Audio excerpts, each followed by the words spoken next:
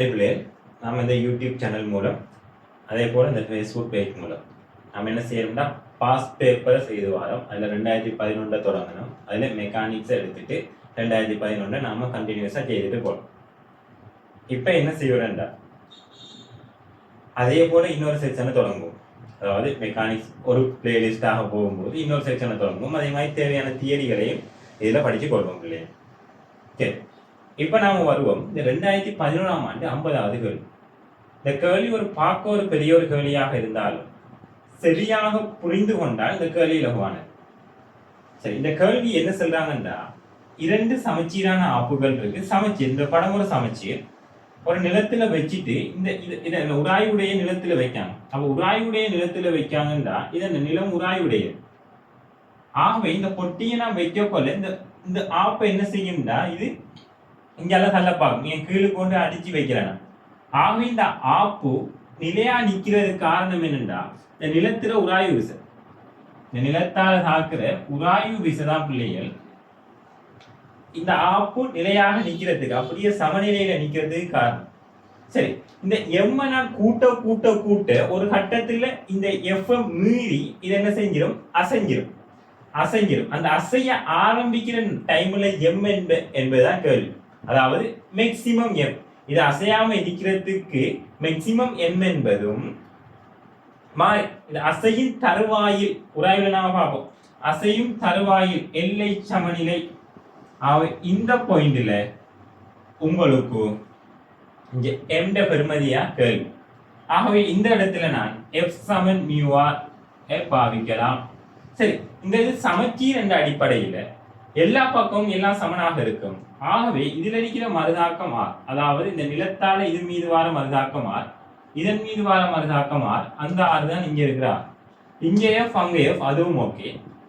இந்த M capital M, அவன் இதால வாரது கேபிட்டல் எம்ஜி, இது சிமோல் எம்ஜி, இங்க வாரது சிமோல் எம்ஜி. சரி, இதால வார மருதாக்கம் இது கேபிட்டல் என், இதால வார மருதாக்கம் கேபிட்டல் என், கேபிட்டல் என், கேபிட்டல். இது இந்த மருதாக்கம் குறிக்கிறது சிலருக்கு பிரச்சனை வரும். 2 உடல்கள் இந்த மருதாக்கம் வரும்போது இங்க எது நீட்டிட்டு இருக்கோ அல்லது எதை வச்சு நாம உராயலாமோ அந்த மேற்பரப்புக்கு செங்குத்தாகத்தான் மருதாக்கம் அமையும். அவை நீங்க சும்மா எது நீட்டிட்டு இருக்கோ, எது நீளமாக போகுதோ அதுக்கு செங்குத்தாக இருக்கும் நப்பு வச்சீங்க. சரி அப்படியே. சரி, இப்ப பார்ப்போம் இதை செய்யறதுக்கான இலகுவான முறை. இந்த 45 பாகை இங்கு தந்தது, இது எனக்கு இலகுவாக்குறதுக்கான முறை. ஆகவே உங்களுக்கு தெரியும் இந்த பிரித்த கூறுகள் உங்களுக்கு இலகுவாக உங்களுக்கு படும் என்றால் இந்த கேள்வியை இலகுவாக விடையெடுக்கலாம். நான் அந்த மெதட்டை மட்டும்தான் இந்த கேள்வியில செல்லப்படும். சரி, இங்க பாருங்க, இந்த கேபிட்டல் எம்ஜியை நான் இப்படி செங்குத்தாக பிரிக்கலாம். இப்படி செங்குத்தாக 90 பாகை. ஆகவே இது 45, இது 45 2 பிரிக்கலாம். அவை கேபிட்டல் எம்ஜி கீழ் நோக்கி இதை நான் இப்படி 45ல பிரிச்சுட்டேன்டா கேபிட்டல் எம்ஜி கொஸ் 45. கொஸ் 45 என்பது √1/√2. நான் ஒன்றும் செய்யலாங்க. அந்த mg/√2 என்பது எனக்கு இந்த எண்ணுக்கு சமனாக இருக்கும். சரியான இந்த பெட்டியில சமநிலையில இந்த mg/√2 இந்த எண்ணுக்கு சமன்.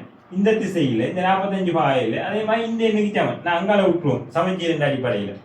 ஆகவே இது இந்த எண்ணுக்கு சமனாக இருக்கும் என்று சொல்றீங்களா? ஆகவே அந்த எண் தான் இந்த எண். ஆகவே இதை நான் இந்த எண்ணை கீழ் நோக்கியும் கிடையாகவும் பிடிக்கும். ஆகவே இந்த எண்ணை கீழ் நோக்கி பிரிக்கின்றா என் கொஸ் 45. என் கொஸ் 45 என்பது கேபிட்டல் எம்ஜி, என் என்பது அதுக்கு சமன். அப்போ கேபிட்டல் mg/√2 கொஸ் 45 1/√2. ஆகவே கேபிட்டல் mg/2. ஆகவே இந்த n என்பது கேபிட்டல், அதாவது இதுல பிரித்தற் கூறு, இது n இல்லை, n என்பது இதுல பிரித்தற் கூறு mg/2 கீழ் நோக்கி. அதே மாதிரி அதே தானே mg/√2 இங்கால படித்தாலும் கொஸ் 45 தானே. சரி, அப்போ கொஸ் 45 இந்த கூறு, அதாவது இந்த பிரித்தற் கூறு இன்னைக்கு வரப்போகுது கேபிட்டல் mg/2. இப்ப பிள்ளைங்க சொல்லுங்க, இந்த ஆப் எடுப்போம். இந்த ஆப் எழுதிய எல்லா விஷயம் நமக்கு தெரியும். அவை கிடையாக பார்த்தோம்டா எஃப் சமன் கேபிட்டல் mg/2. இது முதலாம் சமன்பாடு. சரி, அதே மாதிரி நிலைக்குத்தா பார்த்தா ஆர் சமன் ஆர் சமன் small mg plus capital mg by 2. அவ்வளவுதான் பிள்ளையே, அவ்வளவுதான். அவை இனி எனக்கு தெரியும் இது எல்லை சமன்ல இருக்கக்கூடிய f சமன் mu r. அவை r க்கு பதிலா f over mu போடலாம். அப்ப f ன்னு சொல்றது அதாவது r க்கு பதிலா நான் என்னத்த போடுறேன் f over mu. எல்லை மாத்தினா அவை f என்பது capital mg by 2 mu small mg plus capital mg by 2. இனி இதை நீங்க தீர்த்தீங்கன்னா உங்களுக்கு விட வரும். ஆகவே நான் m தான் வேணும் இன்னைக்கு. g g g எல்லாம் போய்த்திரும். இந்த m இங்க கொண்டாந்தா நான் அங்க செய்யறேன். சரி, நான் அப்ப என்ன செய்யலாம், இந்த கேபிட்டல் m by 2 என்ன 2 mu, இந்த கேபிட்டல் m by 2 எங்கால கொண்டாரு அங்கால ஸ்மால் m. அதை போமசி எடுத்தீங்கன்னா 2 mu. இங்க கேபிட்டல் m நான் பொதுவா எடுத்தேன்னா 2 mu தானே. ஆகவே இதுக்கு ஒன்றும் இல்லை 1 minus 2 mu 1 minus mu small m. இது எல்லாத்தையும் அங்க கொண்டு போனேன்டா நீ கேபிட்டல் m வரப்போறாரு 2 mu m over 1 minus mu. ஆகவே இதான் பிள்ளைகள் இந்த விடையை நீங்க புரிஞ்சுக்கிட்டீங்கன்னா சரியா. ஆகவே இது ஒரு இலகுவான கேள்வி. ஆனால் இதை எப்படி பிரித்த கூறுகள் சார்ந்து வருகிறது. வேற மாதிரியும் எடுக்கலாம். டைம் வேஸ்ட் பண்ணி டைம் நீங்க நிறைய என்ன செய்யலாம், ஒவ்வொரு கூறையும் என்ன காணலாம், என்ன எம்ஜி சார்பாக காணலாம், என்ன பிரிச்சு காணலாம், என்ன இப்படி பிரிச்சிங்கன்னா அதாவது என்ன கிடையாவும் நிலைக்குத்தாவும் பிரிச்சு இது எல்லாத்தையும் என்ன நிலைக்குத்தா கிடையாது பிரிச்சிங்கன்னா அந்த சமன்பாட்டுல இருந்து இந்த சமன்பாட்டுக்கு வந்து சேருவீங்க. இல்லன்னு இல்லை. ஆனா இது ஒரு எம்சிக்யூ கேள்வி, அதுவும் 50வது கேள்வி, நீங்க கடைசி டைம்ல செய்ய வேண்டிய கேள்வி. அப்படி வரக்கொள்ள அந்த விடயங்கள் உங்களுக்கு டைமை என்ன செய்யாது, கன்சியூம் அதாவது டைமை காப்பாத்தாது.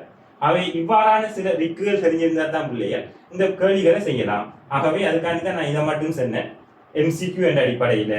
ஆகவே இது பயனுள்ளதாக அமையும் என்று நினைக்க பார்க்கக்கூடியவங்க சப்ஸ்கிரைப் பண்ணிக்கொள்ளுங்க. ஃபியூச்சர்ல நிறைய வீடியோ இதை போட்டுக்கொள்ளுங்க. சரி.